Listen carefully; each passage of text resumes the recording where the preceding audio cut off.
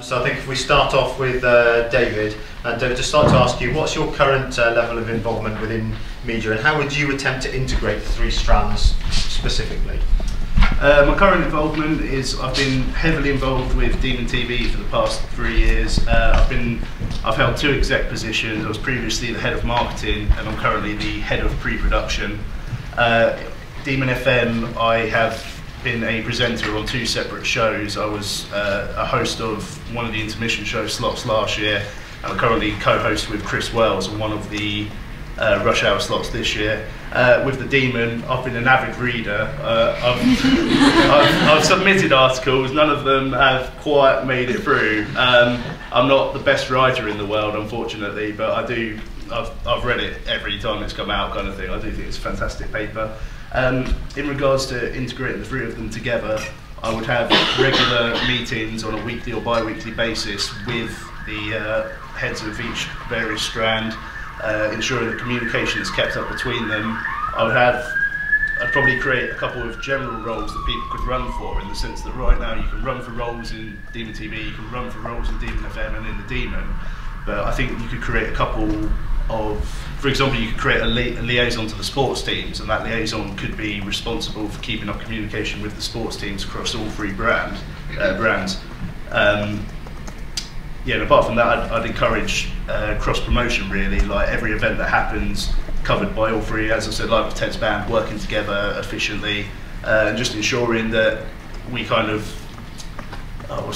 encourage a sense of friendliness between the 3 of them, help each other out instead of hindering each other. Don't fight to get the exclusive on anything, or work together on everything.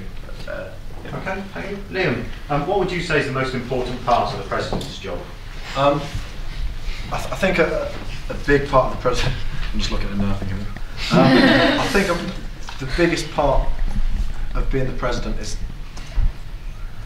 there's so many elements to it. I mean, I think a big key thing is that it's got to be a sort of somebody that everybody feels that they can come and talk to, and even though it's sort of the president of the student union, it just needs to be a normal person. I think it's sort of the individual qualities that make a good president. I think that's important, that people can come and talk to him, and be a representative, and you know, they've got to be, you know, they've got to have the strong mind to potentially argue against the university at times.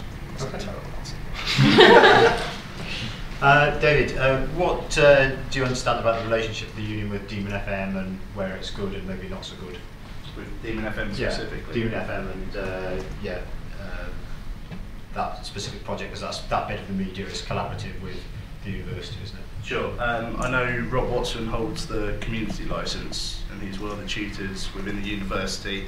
I know we have studios both within the union and within the Queen's building, running on different systems, which is perhaps not the most efficient way to do things. What was the? Could you repeat the question for me, sir? I suppose just asking what do you understand to be the good bits and the negative bits about the current arrangements, and whether you've got any ideas about how you might make the whole current relationship better, or strengthen the bits that work well. Sure. The good bits, I suppose, is that, well, from a technical point of view, you have 2 buildings, so if one of them ever goes haywire, then you've got a spare knocking about, which is always nice. It's good that I think that you have, in a way, almost these 2 sort of separate environments, because it promotes a different way of thinking between these 2 locations, which can then be communicated to each other, and perhaps showcase a different way of thinking that, let's say, the union teams come up with an idea that the Queen's teams hadn't thought of. It could just generally give a different viewpoint on things. I think that the main way you can improve it would be to implement the same system in both locations, because, like, for example, I'm trained within the Queen's building, but I don't think I could go over and use the equipment in the SU, which I think is a problem.